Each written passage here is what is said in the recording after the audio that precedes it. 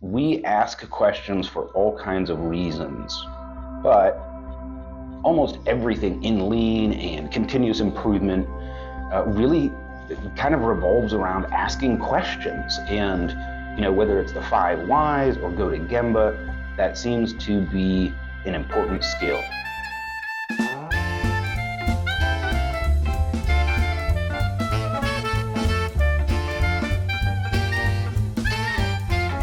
Welcome everybody to A Quality Podcast, Season 2, Episode 4.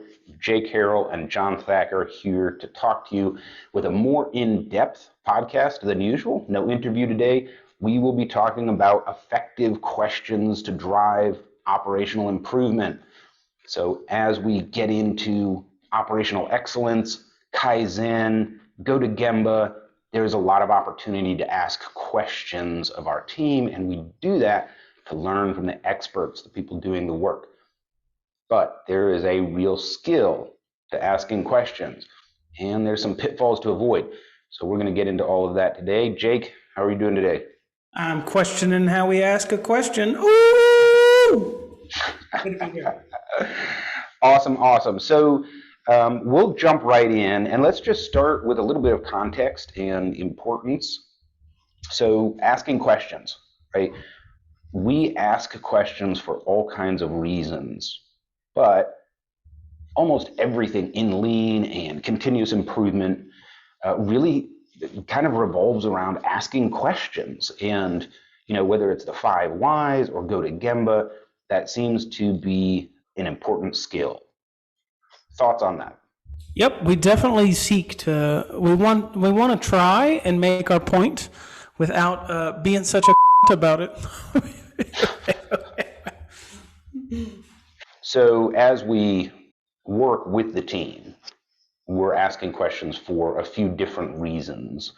And the first reason is a class of questions that we call naive questions. Naive questions assume that I, as the question asker, don't know anything. That's why we call this class naive questioning. We're starting from a blank slate, and we know that's impossible. We can't really do that.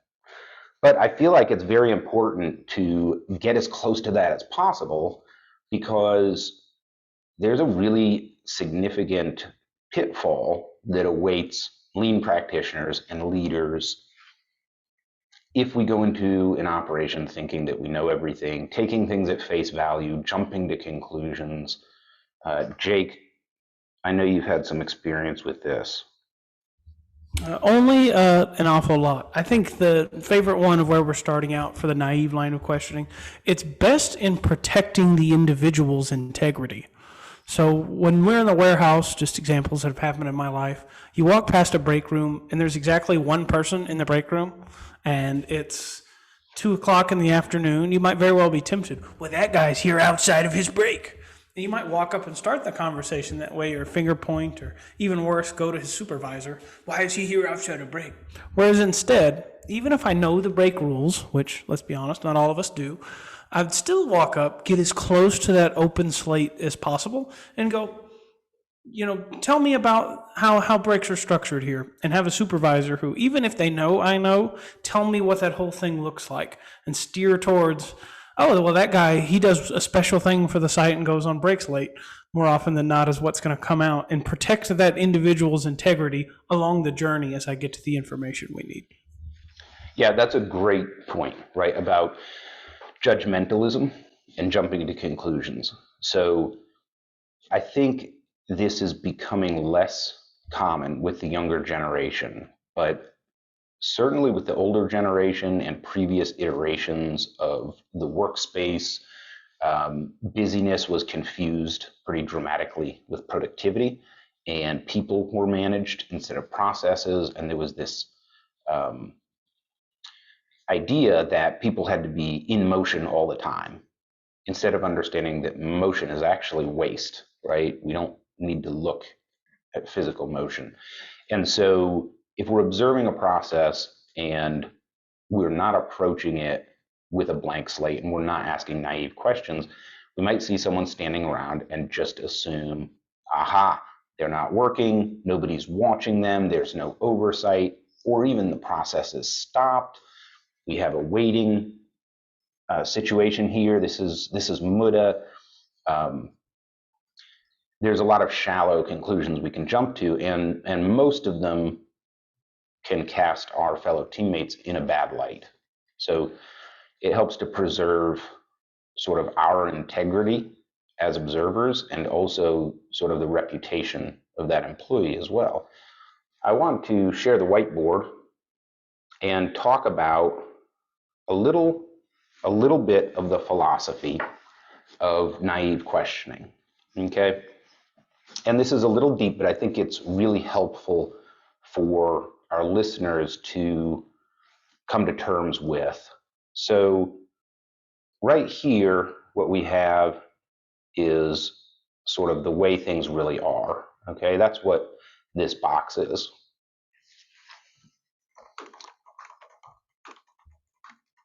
Okay, the way things really are.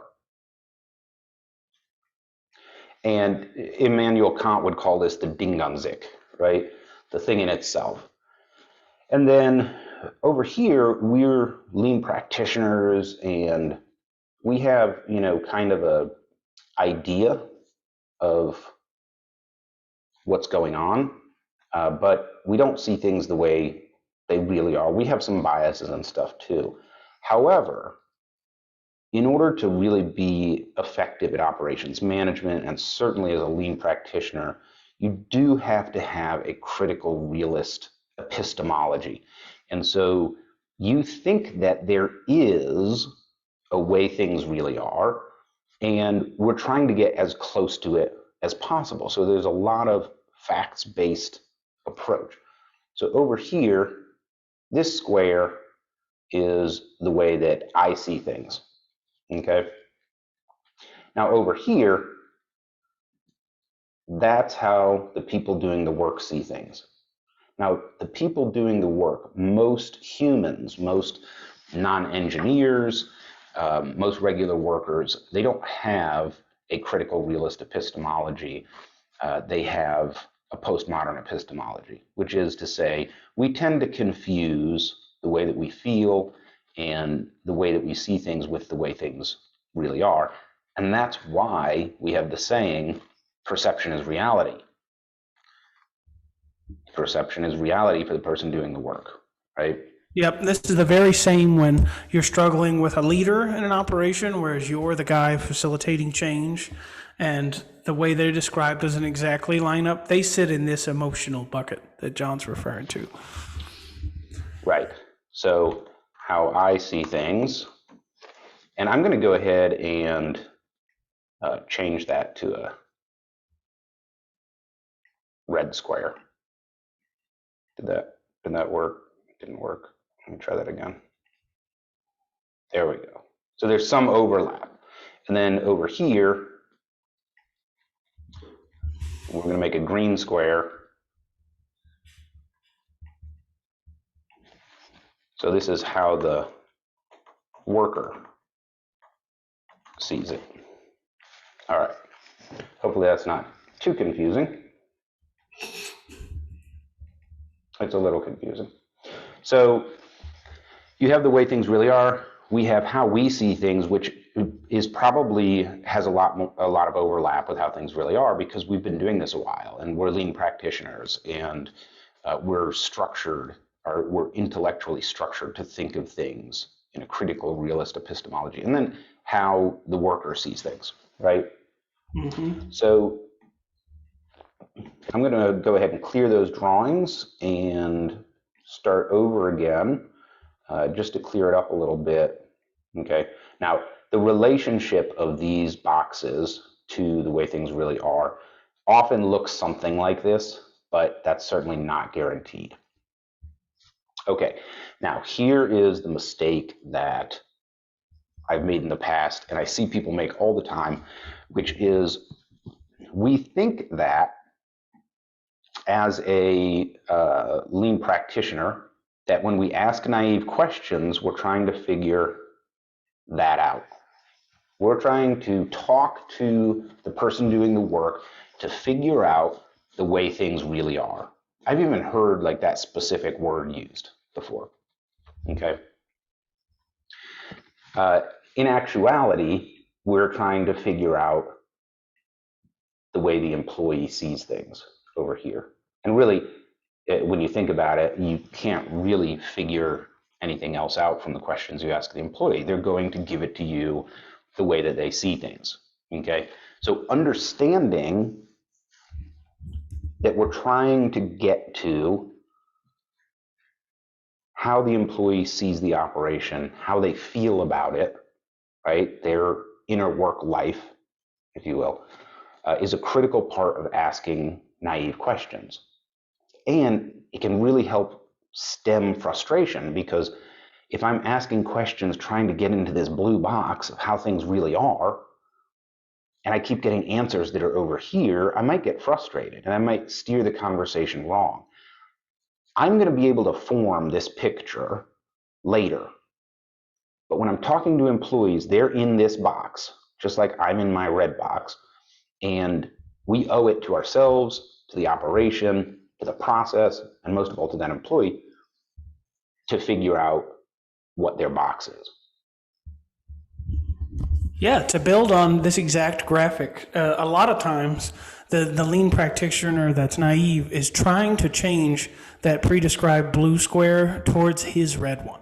That's what I see a lot of new people do right out of the gate, is I already see this ideal state and I'm trying to change the actual critical reality to that state. When most lean work, most real, like continuous improvement, is just bringing the green square closer. That is literally all it is. At times, I don't even change what the critical reality is, but I'm getting the team closer and closer to accepting that critical reality to make changing it however we can. That much easier.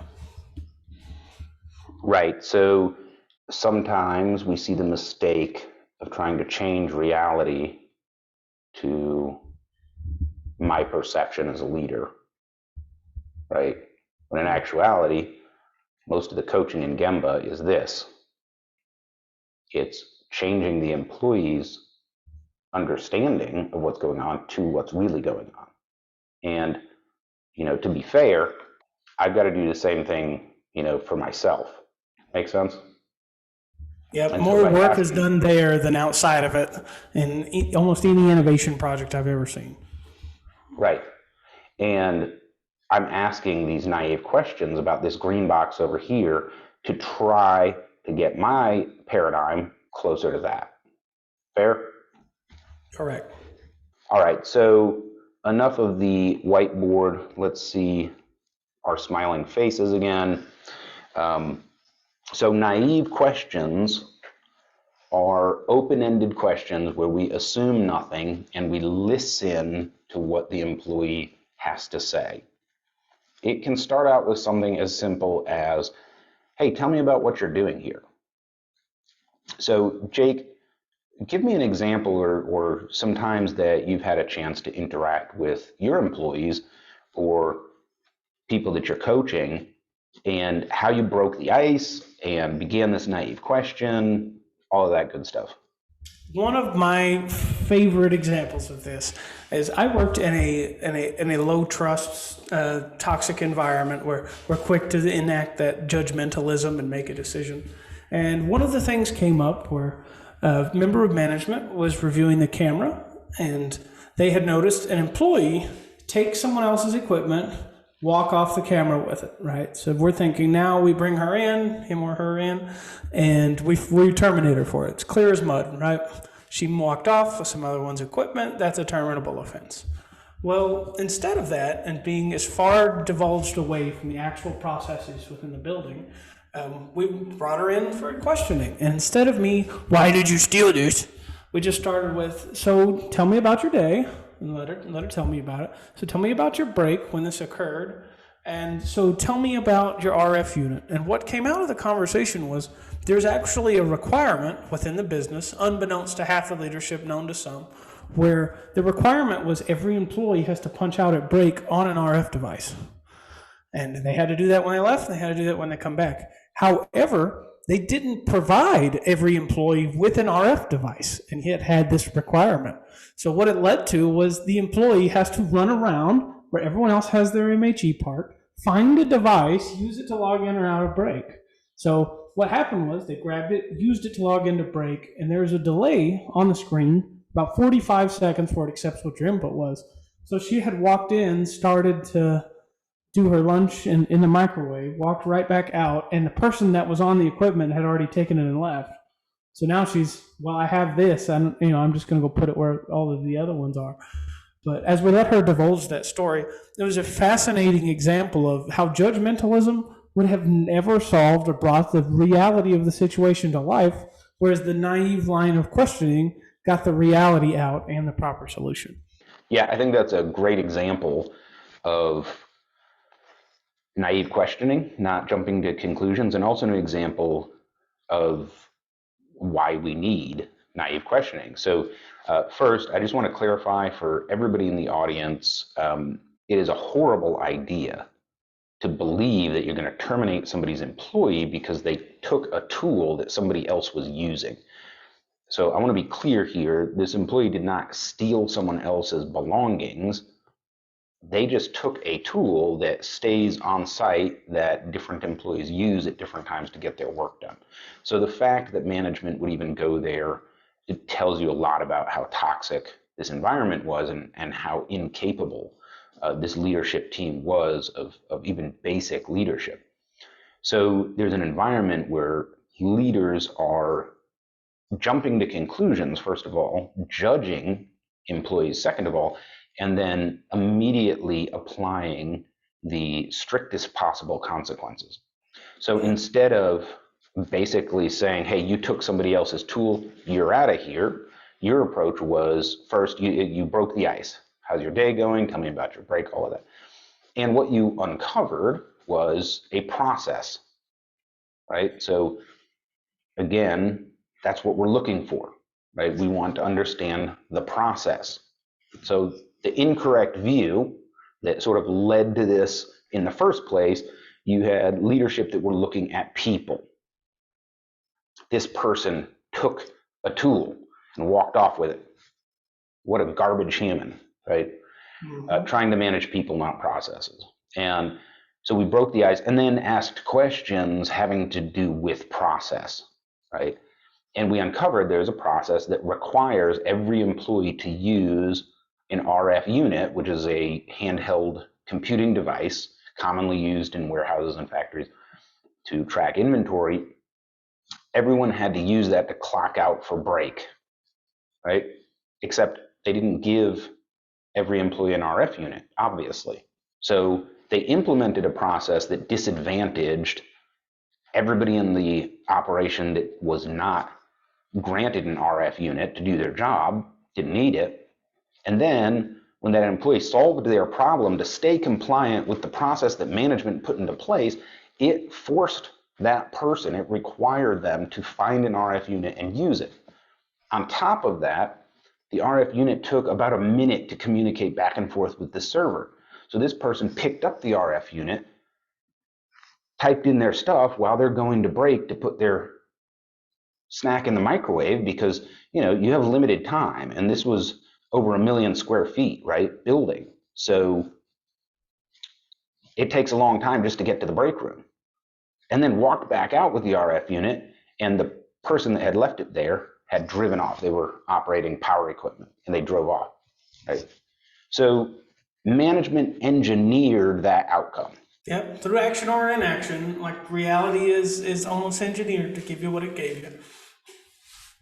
Right, so good example of why we use naive questions.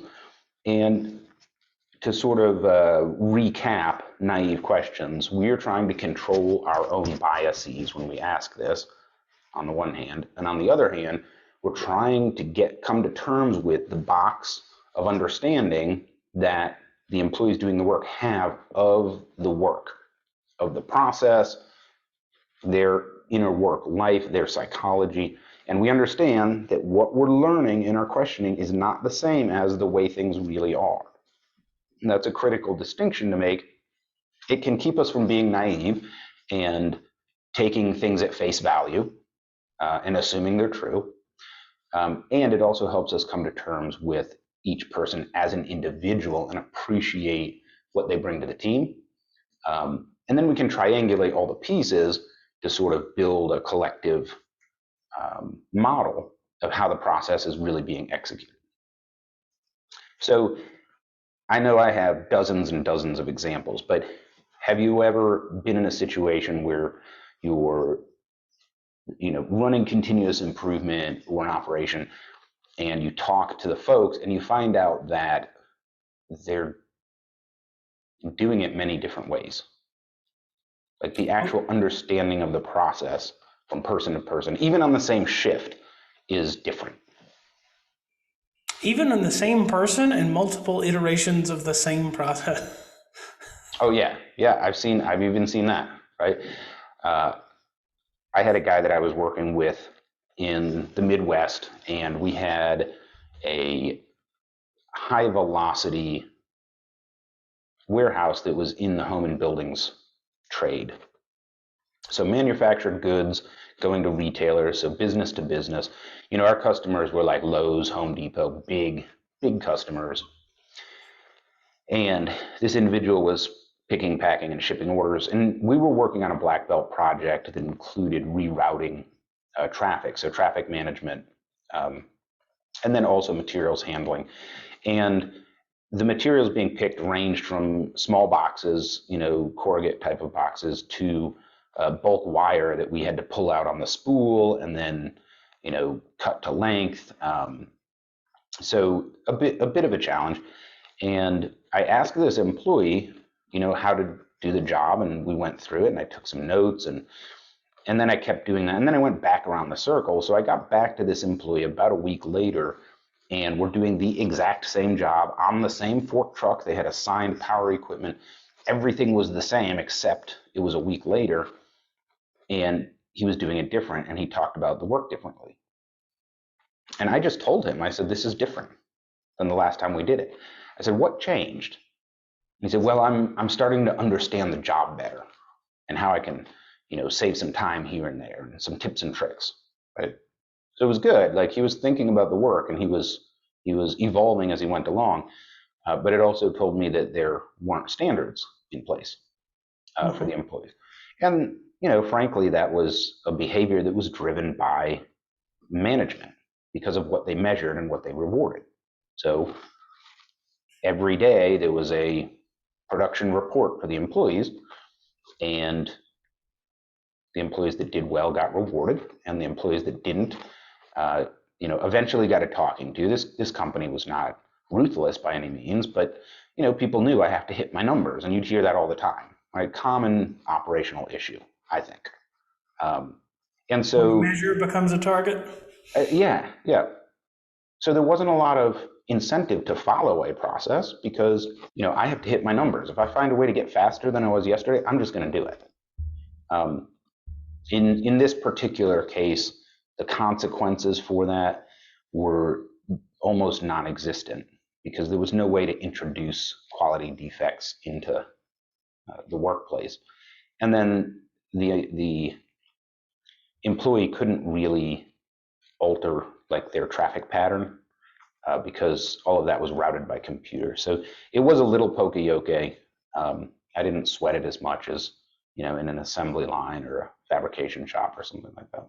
Yeah, great example of moving from naive to directed questioning, where, well, tell me more, and give me coax the employee through sharing what their world actually looks and feels like to them.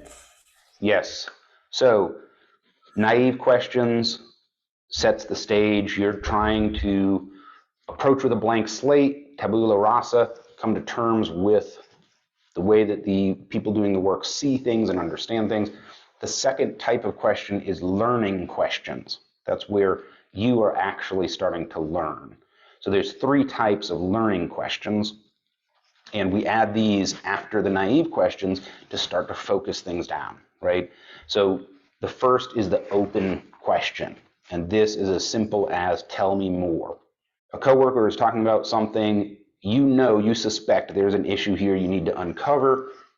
You can just say, tell me more. right? Have them clarify. Well, we always do this because, we never have enough equipment to go around. Oh, tell me more. Well, we come in and first shift is still here and they're putting their stuff away and I can't get a fork truck and I can't get a scanner and I can't get a harness and, blah, blah. So we always go here to the back room and play poker for the first 30 minutes of the shift, right? I will not disclose whether that's a true statement or not. So tell me more starts to uncover, right? Now, once you're latched onto a specific train of thought that you think is going to be value add, like the example we just talked about, the next learning question is a directed question. Directed questions is the who, what, where, why, when, how questions, right? Wait, people are going to the back room to play poker for the first 30 minutes of the shift because they can't work anyway? Who's doing that? Man, most of first shift. When are they doing it? The first 30 minutes of the shift because they don't have any equipment. Why are they doing that? They don't have any equipment, right? So those types of questions can get you, further down that path towards finding a problem that's resolvable and root causing issues, right? Now, the last learning question you want to avoid unless you need it, and that's the closed question. Closed question ends in yes or no. You can answer it with a yes or a no, right? So I don't want to ask those questions ever unless I'm at a point in the conversation where I need yes or no clarity, right? Because by using yes and no questions, you can direct the outcome. That's why these questions are often protested in trial. If a prosecuting attorney asks, did this happen? And the witness starts to answer, and the prosecuting attorney says yes or no, right? Everybody knows that puts you into a box where you're confirming the narrative of the person asking the question, and that's almost always protested. Yeah, it's a hidden way of saying my premise is valid. So no matter whatever the argument of your premise is, it's accepted if my only answer can be yes or no. Yeah, that's right. But there are times, I should say, when it's appropriate to ask yes or no questions.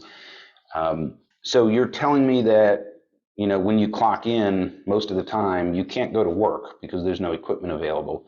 So you just go hang out until the equipment's available. Yep. Okay. So if I'm trying to clarify a question, I may get to a yes, no. Otherwise, I want to avoid it. What else about learning questions, Jake? Well, the number one reason you want is actually to teach. So in the learning, the objective is not just for you to gather data. That's like where everybody starts. Is, well, I want to know what color shirt you're wearing or what the rule's actually supposed to be. But what you're coming to terms with is their understanding of the data you're looking for. And that's usually where there's a gap. KPIs are a measurement that comes from a metric that's led by a behavior. And that behavior is usually found in asking a leading or learning question. So if I ask you, like, well, what is your productivity metric? You go, well, I got to work hard this hour, or I have to hit X number of units, or an indirect percentage has to be X or Y. Whatever their response is, yes, it gives you data, but it's more closely giving you the picture of the box they live in. And that's why we ask those questions. Yeah, great segue, because the third type of question that we ask at Gemba is teaching questions. Now, naive questions are designed to protect us from our own biases and to naively come to terms with how the employee actually sees things. And then learning questions are designed to teach us how that employee perceives things. The third type is teaching questions, and that's where you're using the Socratic method to teach the person you're asking questions of. You will probably also learn as well. And a great example of this is the 5 whys, or just asking why. Somebody says something and you ask, why is that? Well, why is that? Well, why is that? Well, why is that, right? Until the person talking to you begins to clarify things in their own mind. Power of why. Yep, and you have to find a way to do it without being a jackass about it. Yeah, that's a great point, right? So demeanor is really important. Self-awareness of how you come across to people, and then also caring, right? Um, I remember, I think it's been over half a decade ago. I took a assessment as part of a leadership training course, and the first part of the assessment was, what is your emotional intelligence level, right? How good are you at recognizing emotions in yourself and others? And I scored second highest in the group. I'm very good at recognizing emotions in myself and others. Right? The second part of the test was how much does that awareness change your approach to things? And I scored second lowest in the group, which is sort of like being a sociopath. Certainly highly egoistic, right? And that's one personal flaw that I've been fighting my whole life, is just my ego, right? Yeah, Um, I mean, even if you have feelings about it, it doesn't mean my direction's not the best. It still is. yes, exactly. That was my approach. I know this upsets you, but if you weren't so dumb, you'd understand that this is the way forward. So get on board or get run over, right? I have literally received the feedback before. It was like, you coming in and succeeding makes other people feel bad. Oh yeah, yeah. I don't know what to do Don't with it. Like, I don't right. know. I don't know. Don't you dare come to work and be successful. You're making all of everybody else feel unsuccessful. We feel bad, yeah. Very low emotional intelligence, right? Um, so when you're asking five whys, right, there's a big difference between saying, "Oh, that's really interesting. Why do you think that is?" and saying, "Why, why, why?" Right? The second type of teaching question is suggestive questions. In suggestive questions, you're suggesting an answer. Yes, you are intentionally steering the person you're having a conversation with. This is why it comes after the naive questions and the learning questions, right? But we've all worked with people that had a pretty big gap between their perception and the way things really are. And you have to steer them sometimes, right? Um, Probably a classic example of this is somebody's out to get me syndrome, right? Have you experienced that with some of your employees? Only an awful lot. And I'll tell you, in like naive consulting and practitioners I've met, they start by wanting to Socratically steer you somewhere, and it's not even really clear with where that somewhere is initially. Like that's what I see a lot of guys do wrong. Well, what if we just got better? I'm like, stop. Naive questions. Learn the actual reality and how they perceive it. Then learn fixed data points versus the gap between how they see it and what reality is like, and then steer into what that better vision of a future looks like. Don't skip all the rest of them. I definitely had more than one example of a leader go, well, what if we did this, before they even understood that that's literally physically impossible as a countermeasure. And Right, right. Yeah, well, so I think there we're getting, away from actual continuous improvement, and we're getting into the realm of leadership ego. And it's a great conversation. Maybe we should have a podcast on it sometime. But those are the kinds of leaders that believe their job is to have all the ideas. And that's incompatible with lean. So if you're the kind of leader that thinks you have to have all the ideas, or worse, the kind of leader that thinks you actually do have all the good ideas, your likelihood of success in operational excellence is frankly slim. So suggestive questions, you're suggesting an outcome, and it sounds something like this. Well, what if this were the case? What if we tried this? Have you thought about that? That can redirect people from their box to the way things really are, or closer to that, right? So had a guy, true story, you can't make this stuff up. This person was stealing time from the company, and in order to punch in and out, you had to scan a badge, a physical badge, and then type in your code. So we knew the guy wasn't on the property because we literally saw him somewhere else, right? And he was on the clock. And so there's always the possibility, somebody else punched you in. So of course we investigated it, and this guy swore up and down that somebody had stole his card and was punching him in and out to get him in trouble.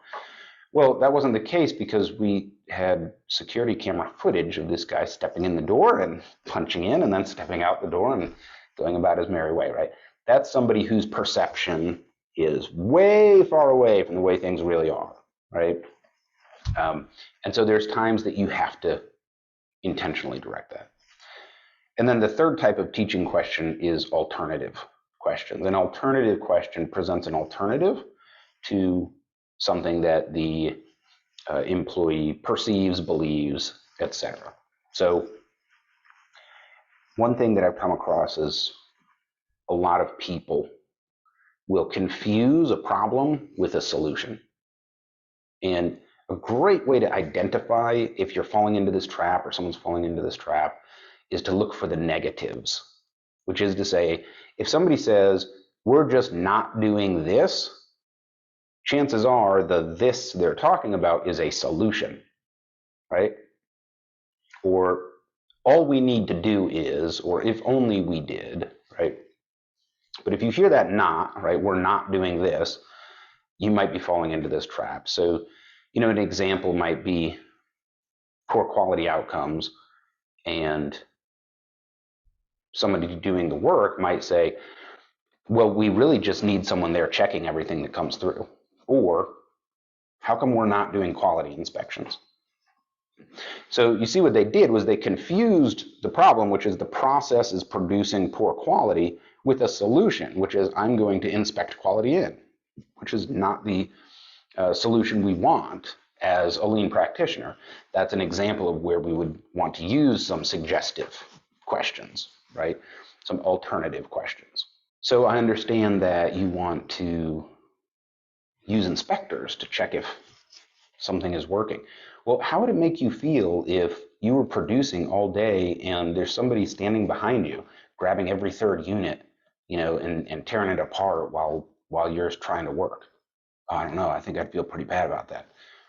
Okay, good. So what if instead of that we do, so I used a suggestive question, right, to get them thinking and feeling and empathizing, and then an alternative question to redirect them in a direction that's more feasible. Make sense? Absolutely. You find yourself doing more and more of that subconscious, even when I talk to the wife at home. We're discussing what dinner is, and I'll go, well, what about? Yeah. Well, let me tell you, someday we're going to have a podcast on the perils of trying to do lean at home. Everybody in the space I've talked to has the same story, which is their spouse is not on the same page. Well, I want to share with the audience that I walked through John's house and we left to go do something, and he was unable to locate his keys. And I thought, of all people that would have a shadow board for their keys, it would be you. Guilty as charged. Well, I wanted to put one up, but I'm married, and so it didn't happen. I take full responsibility for that.